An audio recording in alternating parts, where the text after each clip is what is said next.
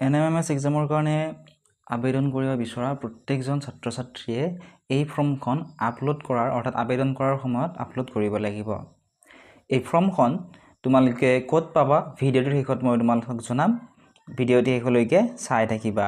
ইয়াত লিখা আছে চোৱা declaration for the national means cum merit scholarship NMMS examination 2024 name of the student এজন আধাৰ তোমালোকৰ নিশ্চয় আধাৰ কাৰ্ড আছে সেই আধাৰ কাৰ্ডত তোমাৰ নামটো যেনে ধৰণে আছে ঠিক তেনে ধৰণে তোমালোকে ইয়াতে দিব লাগিব। মনত ৰাখিবা বহুতৰে আধাৰ কাৰ্ডৰ নামটো ভুল থাকে, যদিও ভুল থাকে ঠিক তেনেকুৱা ধৰণে তোমালোকে নামটো লিখিব লাগিব, যেহেতু ইয়াত লিখা আছে এজন আধাৰ বুলি।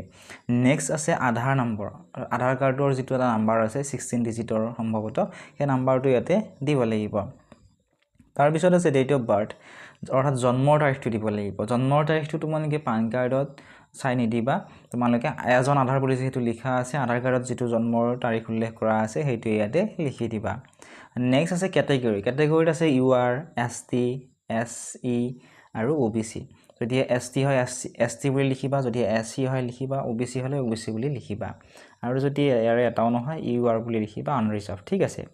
তাৰপিছত আছে ফাদাৰ্ছ নেম অৰ্থাৎ তোমাৰ দেউতাৰ নামটো তাত লিখিবা। ফাদাৰ্ছ নেমৰ তলত আছে মাদাৰ্ছ নেম, তাত তোমালোকৰ মাৰ নামটো লিখিব লাগিব। নেক্সট আছে পেৰেণ্টেল এনুৱেল ইনকাম, তোমালোকৰ এনুৱেল ইনকাম কিমান হয় সেইটো সুধিছে। এনুৱেল ইনকাম কিন্তু 3,50,000ৰ ওপৰত তোমালোকে শ্ব' নকৰাবা, পাৰিলে তোমালোকে 1,80,000 বা 2 লাখ মান টকা ইয়াতে লিখি দিবা। নেক্সট আছে নাম্বাৰছ অফ টোটেল চিলড্ৰেন, তোমালোকৰ ল'ৰা ছোৱালী অৰ্থাৎ তোমাৰ দাদা বাইদেউ বা ভাইটি ভণ্টি যিমানজন আছে তোমালোকে ইয়াতে লিখি দিবা। তাৰপিছত আছে ৰেচিডেণ্টেল এড্ৰেছ, ৰেচিডেণ্টেল এড্ৰেছৰ প্ৰথমতে আছে ভিলেজ, তোমাৰ গাঁওখনৰ নাম লিখিবা যদি গাঁৱত থকা। নেক্সট আছে পোষ্ট অফিচ, তোমালোকৰ পোষ্ট অফিচৰ নাম লিখিবা, ওচৰৰ যিটো পোষ্ট অফিচ আছে। তাৰপিছত যিখন ডিষ্ট্ৰিক্টত তোমালোকে বসবাস কৰা সেই ডিষ্ট্ৰিক্টখনৰ নাম লিখিব লাগিব।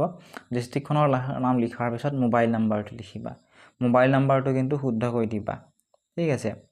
তাৰপিছত আছে class in which the student presently read in, অৰ্থাৎ সেই ছাত্ৰ বা ছাত্ৰীগৰাকী কিমান ক্লাছত পঢ়ে। যিহেতু এই পৰীক্ষাটো ক্লাছ 8ত পঢ়া ছাত্ৰ ছাত্ৰীসকলেহে দিব পাৰে, গতিকে ইয়াতে ক্লাছ 8 বুলি লিখিবা। নেক্সট আছে প্ৰিভিয়াছ এক্সাম পাষ্ট, ইয়াৰে আগৰ যিটো পৰীক্ষা পাছ কৰিছিলা এইটো কিমান চনত ইন দ্য ইয়াৰ কিমান চনত পাছ কৰিছা লিখিব লাগিব।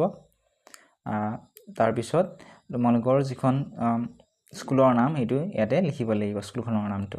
তাৰপিছত আছে name of the present institute, গতিকে ইয়াতে লিখিবা তোমালোকৰ যিখন স্কুলত তোমালোকে বৰ্তমান পঢ়ি আছা সেই স্কুলখনৰ নাম। তাৰপিছত ভিলেজ গাঁওখনৰ নাম লিখিবা, তাৰপিছত পোষ্ট অফিচ স্কুলৰ নাম লিখিবা। নেক্সট লিখিবা ডিষ্ট্ৰিক্টখনৰ নাম, তাৰপিছত লিখিবা বা দিবা তোমালোকে পিনক'ডটো তাত দি দিবা। ঠিক আছে। তাৰ তলত আছে I do hereby declare that the above mentioned information is true to the best of my knowledge. তাৰপিছত ইয়াতে তোমালোকৰ জেণ্ডাৰ, যদিহে ল'ৰা হয় মেল লিখিবা আৰু যদি ছোৱালী হয় ফিমেল লিখিবা। তাৰপিছত ডেট, যিদিনাখন তোমালোকে এই ফৰ্মখন তোমালোকে ফিল আপ কৰি জমা দিবা, অৰ্থাৎ অনলাইনত যদি নিজৰ মোবাইলতে তোমালোকে এপ্লাই কৰিব পাৰিবা। এপ্লাই কৰাৰ ভিডিঅ' মই আপলোড কৰি দিছোঁ, সেই ভিডিঅ'টো চাই নিজে এপ্লাই কৰিব পাৰিবা। আৰু যদিহে অনলাইনৰ দোকানত গৈ এপ্লাই কৰা সেই এপ্লাই কৰাৰ দিনাখনৰ ডেটটো ইয়াতে দিব লাগিব। আৰু এই ফৰ্মখন তোমালোকে ডাউনলোড কৰি ফৰ্মখন ফিল আপ কৰি অনলাইনৰ দোকানত গৈ তোমালোকে এইখন জমা দিব লাগিব, তেওঁলোকে আপলোড কৰি দিব। তাৰপিছত প্লেচ, তোমাৰ ঠাইখনৰ নাম লিখি দিবা।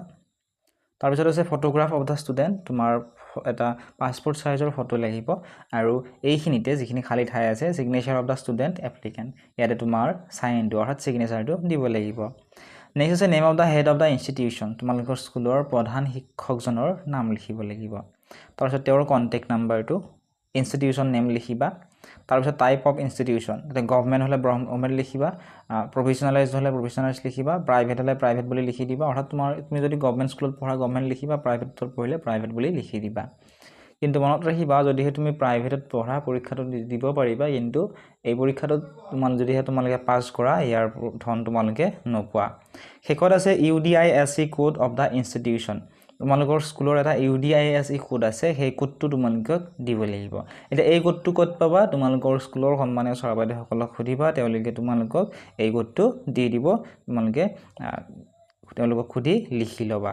শেষত আছে seal and signature of the head of the institute, গোটেইখিনি ফিল আপ কৰাৰ পিছত তোমালোকৰ স্কুলৰ প্ৰধান শিক্ষকৰ ওচৰত গৈ এইখন তোমালোকে তেওঁক দিবা তেওঁক দিলে তোমালোকক তেওঁ সিল মাৰি দিব আৰু ওপৰত এটা সাইন মাৰি দিব ঠিক আছে সিল আৰু সাইন নোহোৱাকৈ কিন্তু তোমালোকে যদি আপলোড কৰা পৰীক্ষাটো হয়তো দিব নোৱাৰিবা সিল আৰু সিগনেচাৰটো তোমালোকে লৈ ল'বা এইখিনি আছিল আজিৰ এই ভিডিঅ'টিত ইয়াৰ ৰিলেটেড যদি তোমালোকৰ আন কিবা সুধিবলগীয়া আছে বা কিবা অসুবিধা পোৱা কমেন্ট সেকশনত জনাবলৈ নাপাহৰিবা চেনেলটো যদি সাবস্ক্ৰাইব কৰি দিয়া নাই সাবস্ক্ৰাইব কৰি দিবা